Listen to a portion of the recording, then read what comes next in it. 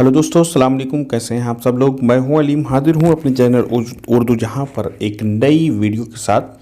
दोस्तों, बिहार उर्दू अनुवादक का एग्ज़ाम जो है वो 31 तारीख को होने वाला है। इसका एडमिट कार्ड भी आ गया है। सिलेबस बहुत तेज़ी के साथ हमें रिवाइज करना है। कुल 5-6 दिन का टाइम बचा है। तो आज के इस वीडियो में हम बात करने जा रहे हैं 3 ऐसे अदीबों के बारे में जिनसे अक्सर सवालात बनते हैं सभी एग्ज़ाम में उर्दू के जितने भी टेस्ट होते हैं।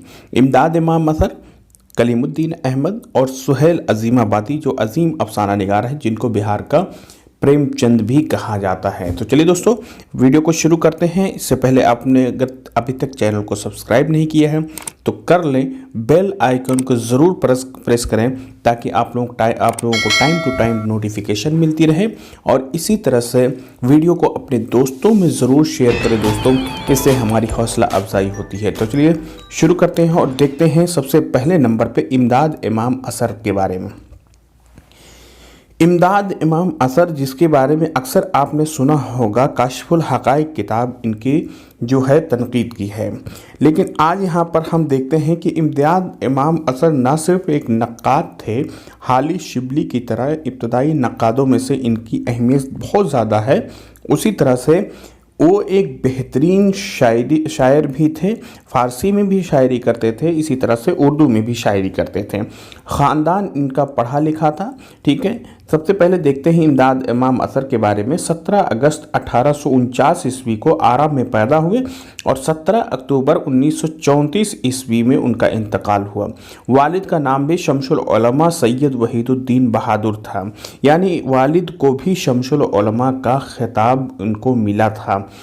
1889 में शमसुल उलमा का खिताब इमदाद इमाम असर को भी दिया गया था और 1909 ईस्वी में अंग्रेज़ों ने इनको नवाब के खिताब से भी नवाजा था, इनकी इल्मी लियाकत को देखते हुए। तसनीफ़ात में अगर इनकी बात की जाए इमदाद इमाम असर की, तो काशिफुल हक़ाइक़ दो जिल्दों में जो ये तो मशहूर है ही है। इसके अलावा मिरातुल हुक्मा, फसाने हिम्मत ये उनका एक वाहिद नावल है, जो एक नावल के साथ साथ मुख्तलिफ़ फ़लसफ़े पर भी ये मबनी किताब है। किताबुल अस्मार नाम से ही इससे समझ में आता है, ये फलों के बारे में है।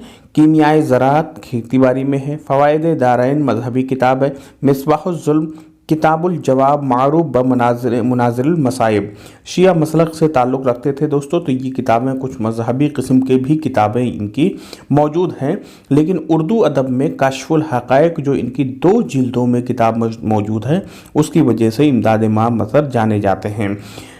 दीवाने असर जो इनकी शायरी का मजमुआ है, उसको सरवरुल हुदा साहब ने, जो जामिया मिल्लिया इस्लामिया में उस्ताद हैं, उन्होंने मुरतब करके गालिब इंस्टीट्यूट से शाया किया। गालिब इंस्टीट्यूट ने उनके दीवाने असर को शाया किया है। ठीक है, उनकी शायरी का अगर नमूना देखना है तो यहाँ जैसा कि देख सकते हैं, पहनी हज़ार रंग की पोशाक दहर ने, बदला न आसमान ने अपनी क़बा का रंग।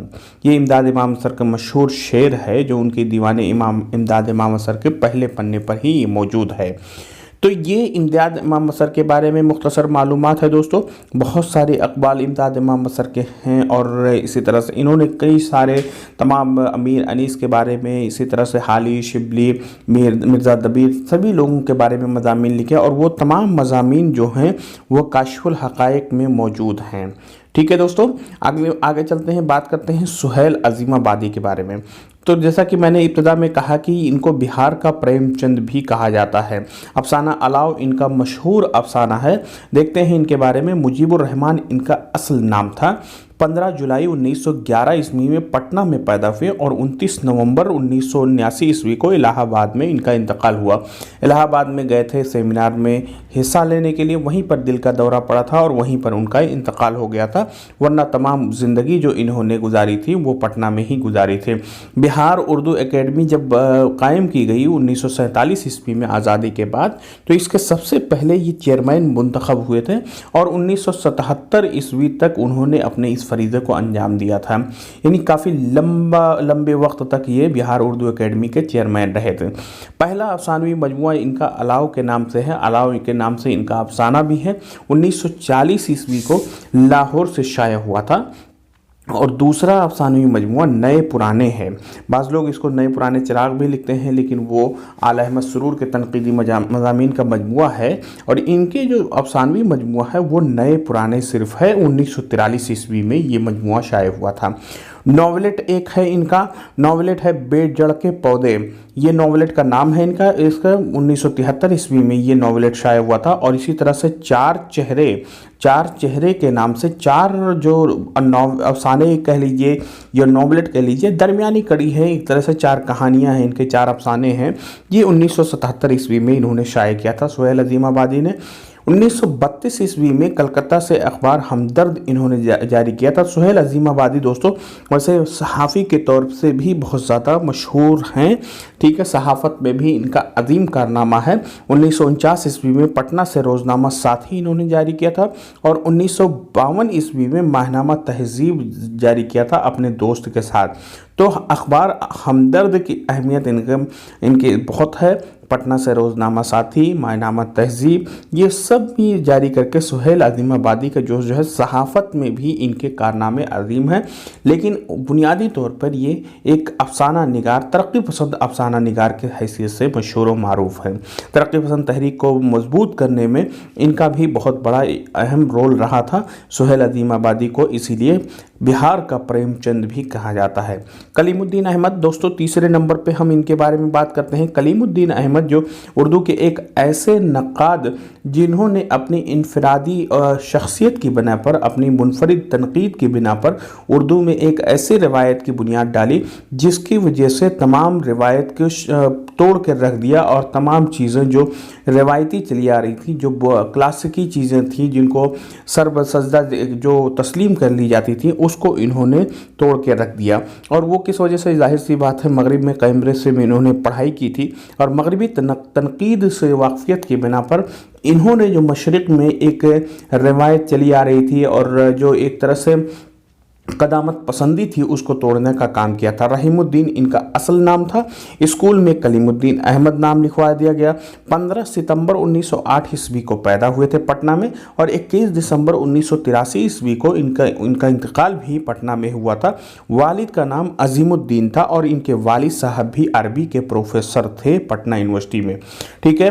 कैम्ब्रिज यूनिवर्सिटी में पढ़ाई के दौरान F.R. लेविस जो जदीद मगरबी नक्कादों में से अहम नाम रखते हैं, उनके उनसे इन्होंने बाकायदा क्लास ली थी और उनकी शागिर्दी हल्के शागिर्द में ये दाखिल हुए थे और काफ़ी ज़्यादा तरबियत इनकी की थी और इस पर कलीमुद्दीन अहमद को फ़ख्र भी था। कलीमुद्दीन अहमद ने अपनी खुशनविश्त लिखी थी अपनी तलाश में, ठीक है। अपनी तलाश में ये 3 जिल्दों में शाया हुआ था 1975 ईस्वी में। ये 3 जिल्दों में इनकी ये अपनी खुदनविश्त मौजूद है। उर्दू शायरी पर एक नज़र काफ़ी ज़्यादा मुतनाज़ किताब, इसी किताब की वजह से कलीमुद्दीन अहमद की एक तरह से पहचान भी है और इनकी शनाख्त भी है। 2 जिल्दों में ये किताब मौजूद है। 1940 ईस्वी में इन्होंने ये किताब लिखा था जिसमें उर्दू में तनकीद की जो हालत है, हाली से लेकर के कलीमुद्दीन अहमद तक जितनी भी तनकीदें लिखी गई, चाहे शिबली ने लिखे, चाहे इमदाद इमाम असर ने लिखा हो, चाहे हाली ने लिखा हो या एहतशाम हुसैन ने लिखा हो, आला अहमद सुरूर ने लिखा, सभी के बारे में इन्होंने अपनी इस किताब में राय दी है और ज़बरदस्त राय दी है और सभी को हैरान कर दिया था, जिसकी वजह से नूरुल हसन नकवी ने कहा था इनको एक मदमस्त हाथी के जैसे शीशागर की दुकान में घुस जाए और सभी को तहस नहस कर दे। वैसे ही कलीमुद्दीन अहमद तनकीद की दुकान में घुस करके उर्दू तनकीद की रिवायत को ध्वस्त कर दिया था। उर्दू तनकीद पर एक, उर्दू शायरी पर एक नज़र हो गया, उर्दू तनकीद पर एक नज़र 1942 ईस्वी में हो गया और उर्दू ज़बान और फ़न दास्तान गोई पर, दास्तान गोई जो एक तरह से मुर्दा सिन्फ तस्लीम की जा चुकी थी, दास्तान की रिवायत ख़त्म होने पर दास्तान गोई भी ख़त्म हो गई थी। लेकिन क्योंकि कलीमुद्दीन अहमद की ये अहम किताब है, इसके बाद में शमशुर रहमान फारूकी साहब का भी अहम कारनामा रहा दास्तान गोई को जो रिवाइवल करने में। लेकिन उससे पहले कलीमुद्दीन अहमद ने 1944 ईस्वी में अपने फ़न दास्तान गोई पर ایک اہم کتاب انہوں نے لکھی تھی۔ تحلیل نفسی ان کی اہم کتاب ہے، ٹھیک ہے۔ اور تحقیق میں اگر دیکھا جائے تو کلیات شاد انہوں نے مرتب کیا تھا، دیوان جوشش کو مرتب کیا تھا، تذکرہ شورش کو مرتب کیا تھا، تذکرہ عشقی کو انہوں نے مرتب کر کے تحقیق کر کے شائع کیا تھا۔ انہوں نے شاعری بھی کی تھی، لیکن وہ چونکہ نثری نظمیں تھیں، 42 نظمیں کے نام سے اور 25 نظمیں کے نام سے 2 مجموعے شائع ہوئے تھے، لیکن چونکہ یہ خود شاعری کے خلاف تھے، اردو شاعری کے خلاف تھے، اردو شاعری پر ایک نظر میں انہوں نے زبردست تمام شعراء پر جو تنقید کی تھی، اس حساب سے ان کی اس طرح سے پذیرائی نہیں ہوئی اور نقادوں نے ان کی نظموں کو بالکل دیکھا بھی نہیں، اس لیے ان کی یہ نظموں کی مجموعے جو 2 ہیں یہ کہیں بھی دستیاب نہیں ہے اور اس پر کوئی خاص بحث نہیں ملتی ہے۔ تو کلیم الدین احمد بنیادی طور پر ایک جدید دور کے نقاد تھے، جنہوں نے تمام چیزوں کو نئے سرے سے اور مغرب کے عینک سے دیکھنے کی کوشش کی اور مشرقی تنقید پر زبردست تنقید کرنے کی کوشش کی ہے۔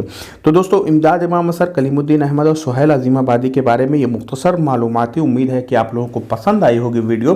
لائک کریں، شیئر کریں، کمنٹ کریں، ضرور دوستو چینل کو سبسکرائب کرنا ضرور سبسکرائب کریں اور دعاؤں میں ہمیں یاد رکھیں۔ ملتے ہیں اگلے ویڈیو میں، بنے رہیے ہمارے چینل کے ساتھ۔ بہت بہت شکریہ ہمارے ساتھ بنے رہنے کے لیے۔